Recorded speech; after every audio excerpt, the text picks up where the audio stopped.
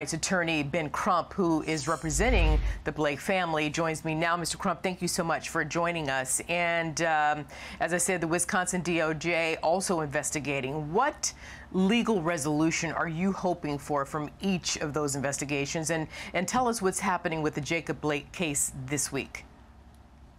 Thank you for having me, Arthel. The family is asking what anybody would ask for. They want accountability. They want justice. You see from the video that Jacob Blake Jr. posed no threat to the officers as he's moving away from them, trying to get in his vehicle and get his three little boys out of a volatile situation when the police grab his T-shirt and shoots him 7 times point-blank range in the back, paralyzing him with his 8-year-old, his 5-year-old, and his 3-year-old sons all watching this happen to their father.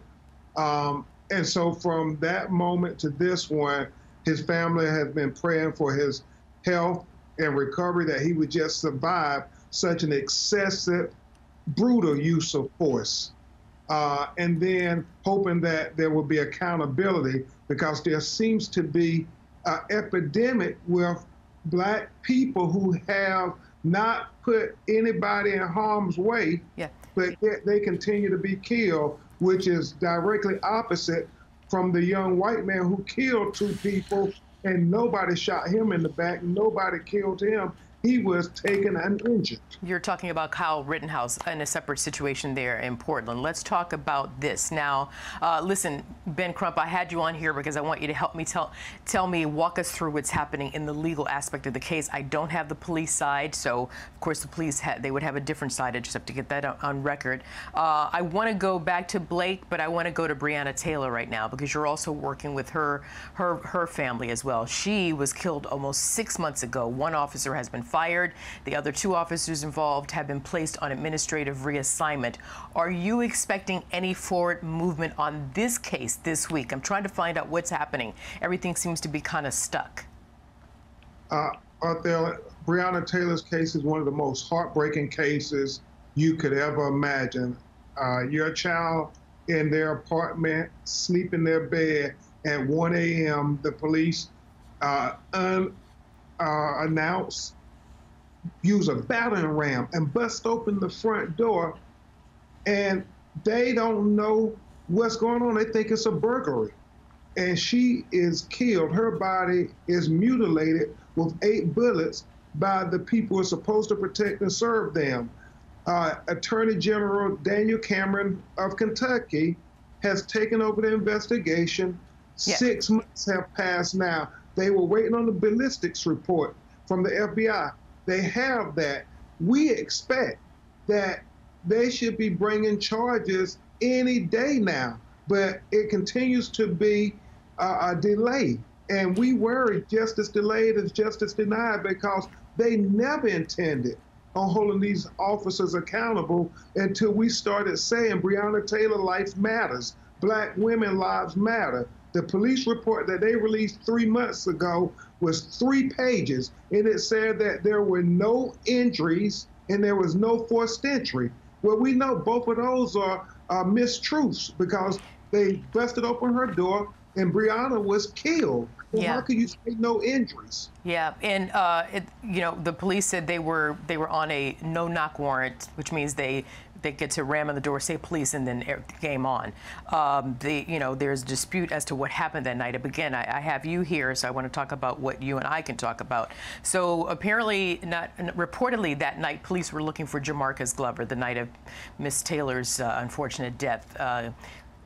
An ex-boyfriend, a convicted felon with a history of drug trafficking. According to the court documents that that has been reported, Glover has since been offered a plea deal, a sentence shorter than the 10 years he could face in prison if he names Breonna Taylor as a co-defendant in Glover's gang. He said, no, I'm not going to do that, because that's not true. Meanwhile, you mentioned before Kentucky Attorney General Daniel Cameron, who tweeted this yesterday regarding this case and Miss Taylor. He said, He said, yeah, today, while we honor a Kentucky tradition with the running of the Derby, we remain cognizant of the community's desire for answers in the investigation into the death of Miss Breonna Taylor. We continue to move forward with our investigation, reviewing each fact to reach the truth. So, Ben, do you have confidence that the Kentucky AG will prosecute this case fairly?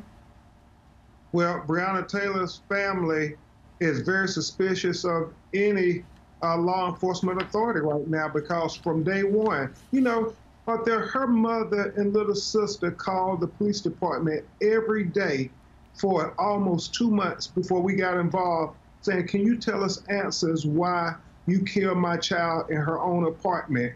And they kept being brushed aside over and over again. So until there are charges brought, the family has no faith whatsoever that anything is going to be done. And that's why we continue to say her name. And I know you continue working on the case to try to not only say her name, Breonna Taylor, but you want to get justice for her. I want to flip back now over to the Jacob Blake Jr.'s case. From his hospital, we played some sound from him earlier from his hospital bed on Friday. Something else Jacob Blake Jr. said from his hospital bed that day. He says, quote, please, I'm telling you, change your lives. Stick together, make some money, make everything easier for our people out there, man, because there's so much time that's been wasted. So, Ben, who do you think Jacob is talking to?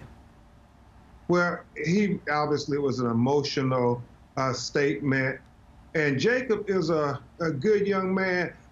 There are all these rumors and false information out there about Jacob Blake Jr. Jacob Blake Jr. has never, ever been convicted of a crime in his life. No, he hasn't been convicted, Ben, but I have to say that according to reports, he was wanted on sexual assault and domestic abuse charges stemming from an incident in July, which doesn't justify what happened 2 weeks ago. Go ahead. Let me speak to this. He's never been convicted of a crime in his life. We are confident that he will be found not guilty of these latest allegations if they are even brought to the courtroom once everything comes out. But what we do know is what happened on that video was unjustified. And there seems to always be an occasion when Black people are shot or killed by police to try to assassinate their character, to justify the unjustifiable actions of law enforcement. We have to say that we cannot continue to demonize people of color after we kill them or injure them. We have to say we have equal justice in America, and we have to treat Black citizens like we treat white citizens. There can't be two justice systems in America. There has to be equal justice for all citizens in America. Yeah, I understand what you're saying, and I certainly was not trying to marry the two because they're two separate, whatever the allegations are. They're definitely separate. I understand what you're saying. I just had to put that on record because you said that, that he's never done anything in his life, and perhaps he is innocent. But again, I hear you, Ben Crump. That does not justify what happened 2 weeks ago. I completely understand that. Listen, I would love to have you back. I want to know what's happening with this case, both the Jacob Blake case and Breonna Taylor. So if you would come back and keep us posted, Ben Crump, would you? Absolutely. Thank you so much for having me. All right. Thank you.